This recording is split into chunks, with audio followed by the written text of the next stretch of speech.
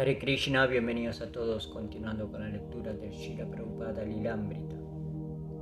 Bruce Scharf acababa de graduarse de la Universidad de Nueva York y estaba solicitando un trabajo. Un día un ex compañero de cuarto le contó sobre el Swami que había visitado en la Segunda Avenida. Cantan allí, dijo su amigo, y tienen esta cosa lejana en la que bailan. Y Allen Ginsberg estaba allí. El Swami era difícil de entender, explicó su amigo, y además de eso sus seguidores grabaron sus charlas en una grabadora. ¿Por qué debería tener una gran grabadora? Eso no es muy espiritual. Pero Bruce se interesó. Ya era un devoto de la cultura india. 4 años atrás, cuando apenas tenía 20 años, Bruce había trabajado durante el verano como mayordomo a bordo de un carguero estadounidense y había ido a la India, donde había visitado templos, comprado cuadros de Shiva y Ganesha y libros sobre Gandhi, y se sentía como si fuera parte de la cultura. Cuando regresó a la Universidad de Nueva York, leyó más sobre la India y escribió un artículo sobre Gandhi para su curso de historia. Comía en restaurantes indios y asistía a películas indias y recitales de música y leía el Bhagavad Gita.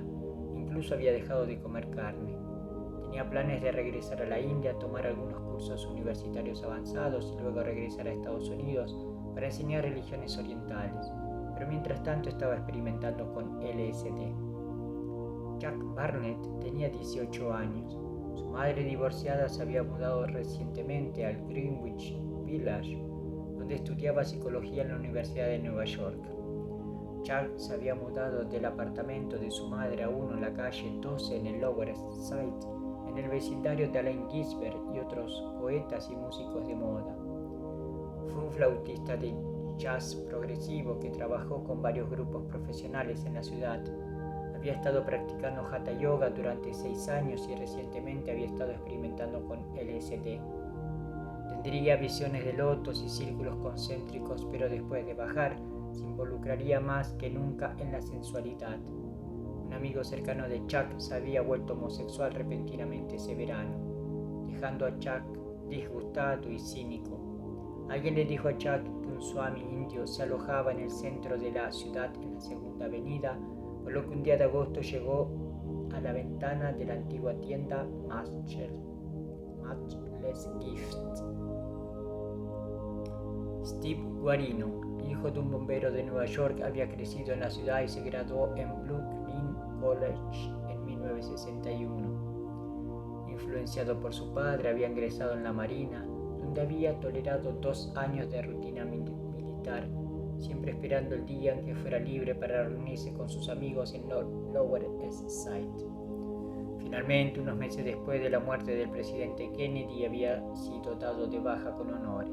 Sin siquiera visitar a sus padres, se había dirigido directamente al Lower East Side, que para entonces parecía vívidamente en su mente ser el lugar más místico del mundo.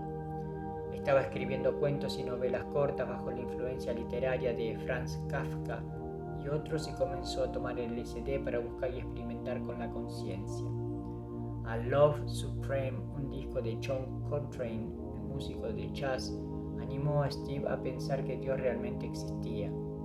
Solo para ganar suficiente dinero para vivir, Steve había aceptado un trabajo en la oficina de asistencia social.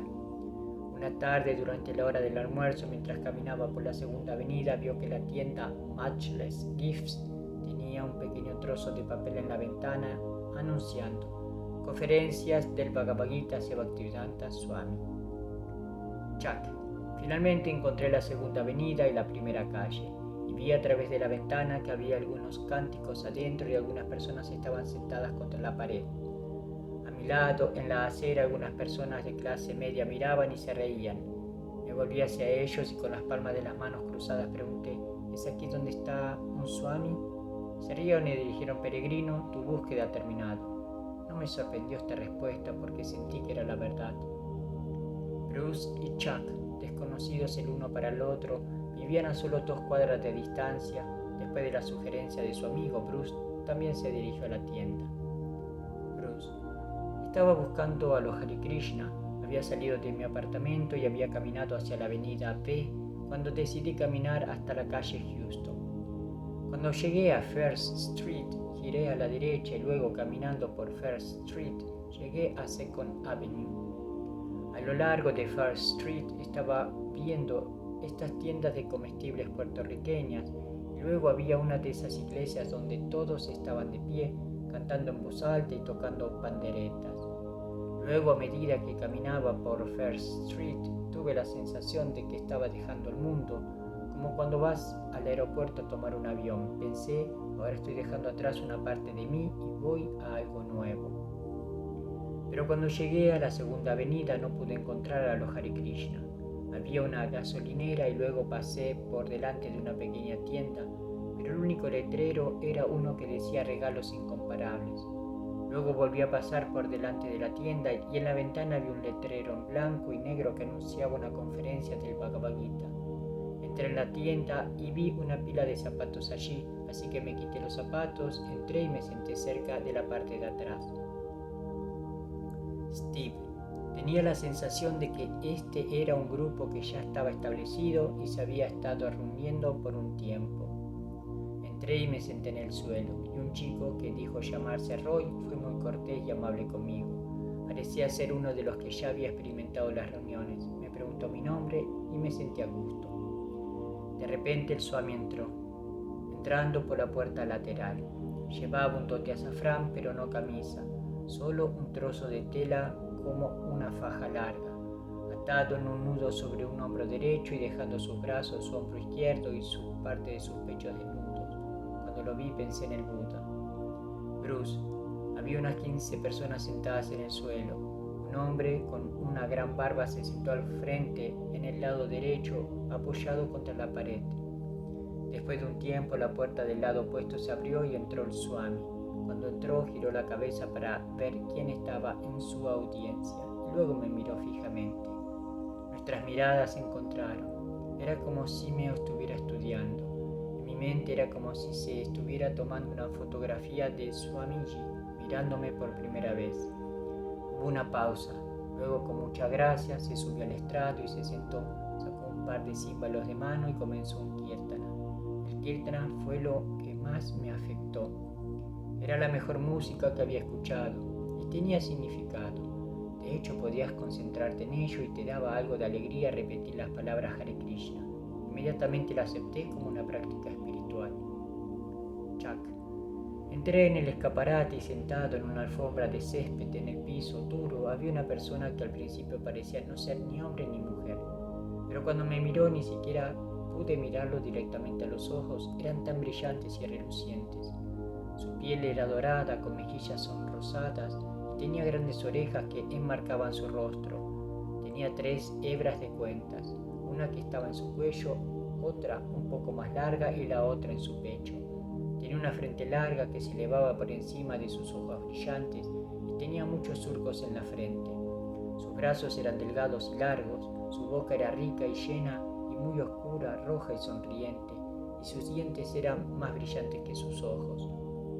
Se sentó en una posición con las piernas cruzadas que nunca antes había visto en ningún libro de yoga y nunca había visto en ningún yogi actuar. Era una postura sentada, pero su pie derecho estaba cruzado sobre el muslo y llevado hacia atrás al lado de su cadera izquierda, y una rodilla descansaba sobre la otra directamente frente a él. Cada una de sus expresiones y gestos eran diferentes a los de cualquier otra personalidad que hubiera visto, y sentí que tenían significados que no conocía, de una cultura y un estado de ánimo que estaban completamente más allá de este mundo. Tenía un lunar en el costado y un callo peculiar en el tobillo, un callo redondo similar al que un experto en karate desarrolla en el nudillo. Estaba vestido con tela sin dobladillo, teñida de azafrán. Todo en él era exótico, y toda su refulgencia hacía que pareciera que ni siquiera estaba sentado en la habitación, sino proyectado desde algún otro lugar. Era tan brillante en color que era como una película en Technicolor, y sin embargo estaba allí. Lo escuché hablar. Estaba sentado allí frente a mí, pero parecía que se extendía la mano para tocarlo, no estaría allí. Al mismo tiempo, verlo no era una experiencia abstracta o sutil, sino una presencia muy intensa. Después de su primera visita a la tienda, Chuck, Steve y Bruce tuvieron la oportunidad de ver al Swami arriba en su apartamento. Steve: estaba en mi hora de almuerzo y tenía que volver a la oficina muy pronto. Estaba vestido con un traje de negocios de verano. Lo había planeado para tener el tiempo suficiente para ir a la tienda y comprar algunos libros, luego ir a almorzar y regresar al trabajo. En el escaparate, uno de los seguidores del Swami dijo que podía subir y ver al Swami. Subí a su apartamento y lo encontré en su lugar de descanso con algunos jóvenes. Debo haber interrumpido lo que estaba diciendo, pero le pregunté si podía comprar los 3 volúmenes del Srimad Bhagavatam. Uno de los devotos sacó los libros del armario frente al asiento de Srila Prabhupada. Manejé los libros, eran de un color muy especial que no se puede ver en Estados Unidos. Una tierra natural rojiza, como un ladrillo, y le pregunté cuánto costaban. $6 cada uno, dijo. Saqué $20 de mi billetera y se los di. Parecía el único que preguntaba por el precio de los libros o le daba el dinero, porque ninguno de los demás se presentó para representarlo. Simplemente estaban sentados y escuchándolo hablar. ¿Estos libros son comentarios sobre las escrituras?, pregunté, tratando de demostrar que sabía algo sobre libros. Swamiji dijo que sí, que eran sus comentarios. Sentado, sonriendo a gusto, Swamiji era muy atractivo, parecía muy fuerte y saludable. Cuando sonreía, todos sus dientes eran hermosos y sus fosas nasales se ensanchaban aristocráticamente. Su rostro estaba lleno y poderoso. Llevaba una túnica de tela india y mientras estaba sentado con las piernas cruzadas, sus piernas de piel suave estaban parcialmente expuestas. No vestía camisa, pero la parte superior de su cuerpo estaba envuelta con un chal de tela india. Sus extremidades eran bastante delgadas, pero tenía un vientre protuberante. Cuando vi que Swamiji tenía que manejar personalmente la venta de libros, no quise molestarlo. Rápidamente le pedí que por favor se quedara con el cambio de mis $20. Tomé los 3 volúmenes sin ninguna bolsa o envoltura y estaba de pie preparándome para irme cuando Swamiji dijo siéntate y me hizo un gesto para que me sentara frente a él como los demás. Había dicho siéntate con un tono de voz diferente. Era un tono pesado y indicaba que ahora la venta del libro se había completado y que debía sentarme con los demás y escucharlo hablar.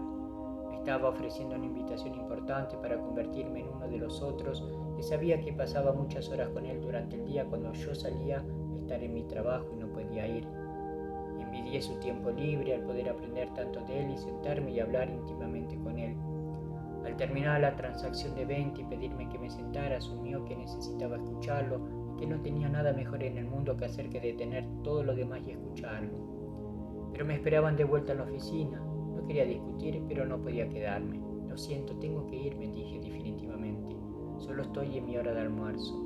Mientras decía esto, ya había comenzado a moverme hacia la puerta y Swamiji respondió de repente esbozando una amplia sonrisa y luciendo muy encantador y muy feliz.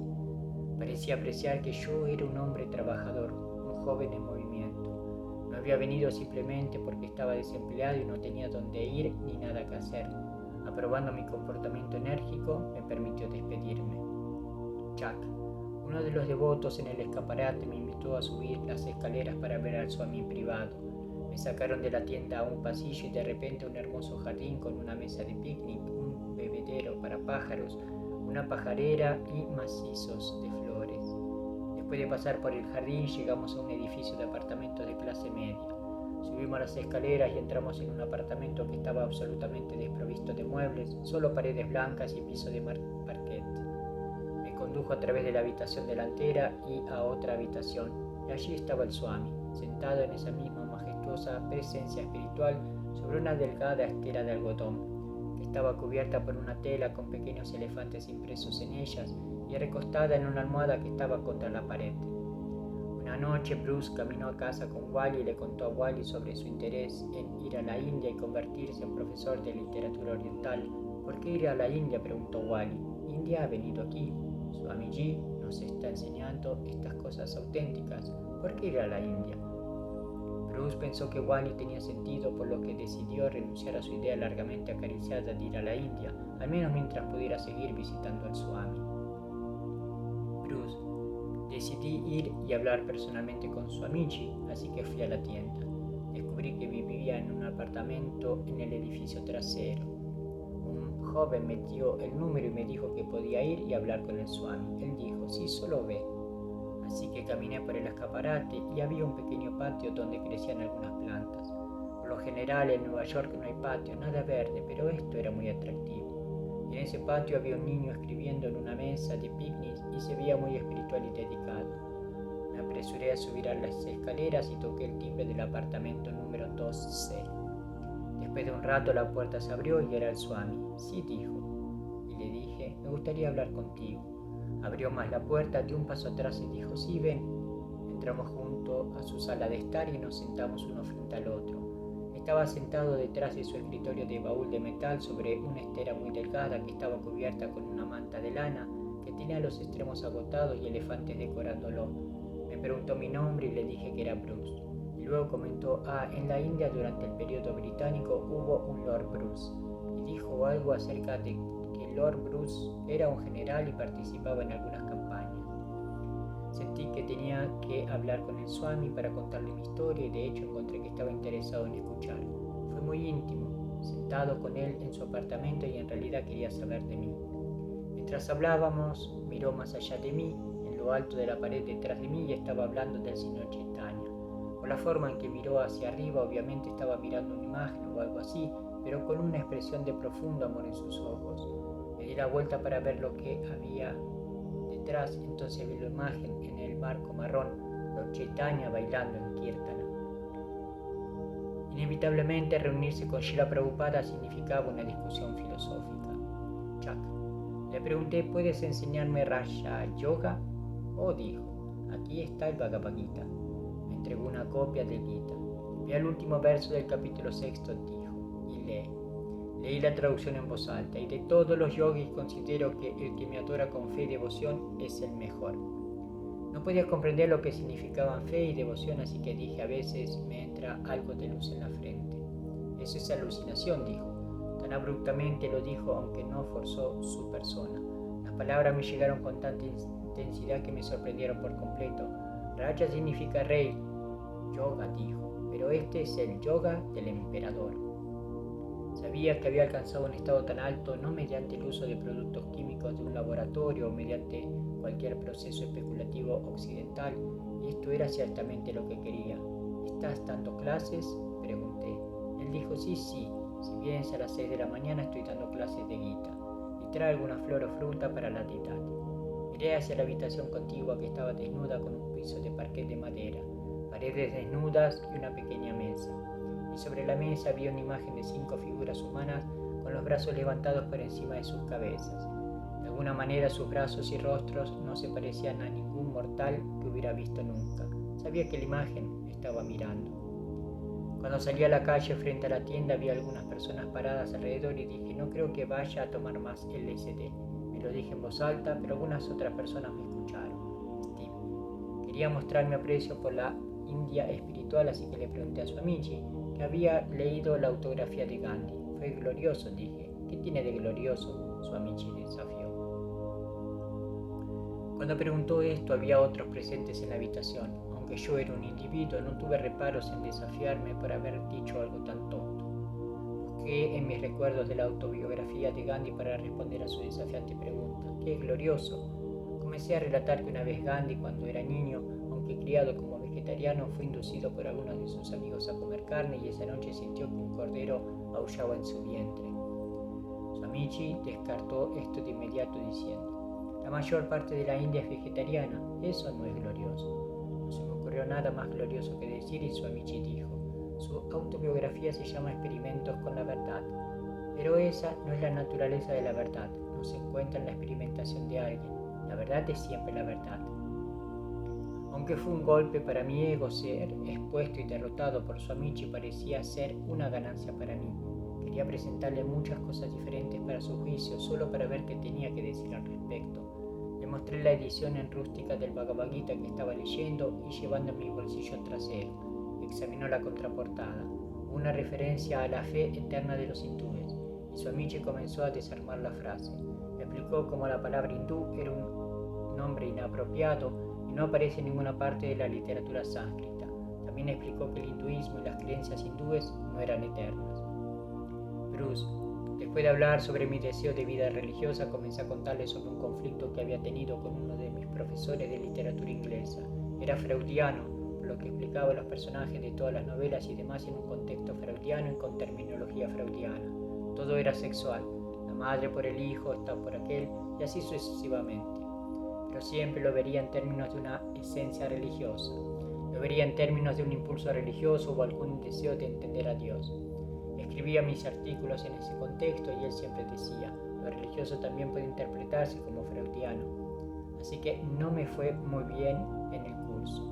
Le estaba mencionando esto al Swami y él dijo, tu profesor tiene razón. Me sorprendió.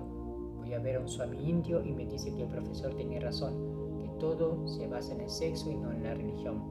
Esto me quitó la alfombra debajo de mí. Luego matizó lo que había dicho. Me explicó que en el mundo material todos operan sobre la base del sexo. Todo lo que todos están haciendo está siendo impulsado por el impulso sexual. Entonces dijo, Freud tiene razón, todo se basa en el sexo. Luego aclaró qué es la vida material y qué es la vida espiritual. En la vida espiritual hay una ausencia total del deseo sexual, así que esto tuvo un profundo efecto en mí. No estaba confirmando mis viejas ideas sentimentales, pero me estaba dando nuevas ideas. Me estaba dando sus instrucciones y tuve que aceptarlas. Hablar con el Swami fue muy agradable. Lo encontré completamente natural y lo encontré muy artístico. La forma en que sostenía la cabeza, la forma en que pronunciaba sus palabras, muy digna, muy caballerosa. Los jóvenes encontraron a Swamiji no solo filósofo, sino también personal. Steve. Unas noches más tarde fui a ver al Swami y le dije que estaba leyendo su libro. Una cosa que me llamó especialmente la atención fue una sección en la que el autor del Srimad Bhagavatam, Vyasadeva, admitía que se sentía abatido. Entonces su maestro espiritual, Narada, explicó que su desaliento había llegado porque, aunque escribía tantos libros, había descuidado escribir de tal manera que glorificara plenamente a Krishna. Después de escuchar esto, Vyasadeva compiló el Srimad Bhagavatam. Cuando leí esto me identifiqué con el hecho de que Vyasadeva era un escritor, porque yo también me consideraba un escritor y sabía que también estaba abatido. Esto fue muy interesante sobre el autor Vyasadeva, dije. Escribió tantos libros, pero aún así no estaba satisfecho, porque no había elogiado directamente a Krishna. Aunque yo tenía muy poco entendimiento de la conciencia de Krishna, Swamiji abrió mucho los ojos sorprendido de que yo estuviera hablando sobre un tema tan elevado del Srimad Bhagavatam. Parecía complacido. Chuck. Había venido por la tarde y Swamiji me había dado un plato de prayada, así que estaba comiendo y un chile me quemó la boca. Swamiji dijo, ¿hace demasiado calor? Sí, dije. Así que me trajo una pequeña taza de té con un poco de leche, y luego tomó un poco de arroz de mi plato y tomó un trozo de plátano y lo trituró todo con los dedos y dijo, toma, come esto, matará la acción de los chiles. Bruce. No había nada superficial en él ni nunca fue artificial, tratando de causar alguna impresión. Era completamente el mismo. En la habitación del Swami no había muebles, así que nos sentamos en el suelo. Y encontré que esto era muy atractivo y simple. Era tan auténtico en él. En la parte alta de la ciudad, en la casa de otro Swami, nos habíamos sentado en grandes sillas de sala de estar rellenas y el lugar había sido lujosamente mueblado. Pero aquí estaba el Swami del centro, vestido con túnicas de tela simples. No tenía puesto un traje de negocio, no estaba cubriendo un traje de negocio con esas túnicas azafrán. Y no se vio afectado como lo fue el otro Swami. Así que me encontré preguntándole si podía ser su alumno y dijo que sí. Estaba muy feliz, porque era muy diferente de los otros Swamis. Con el Swami de la parte alta de la ciudad quería convertirme en su alumno porque quería obtener algo de él, quería obtener conocimiento. Fue motivado egoístamente. Pero aquí estaba realmente involucrado emocionalmente. Sentí que quería convertirme en el alumno del Swami.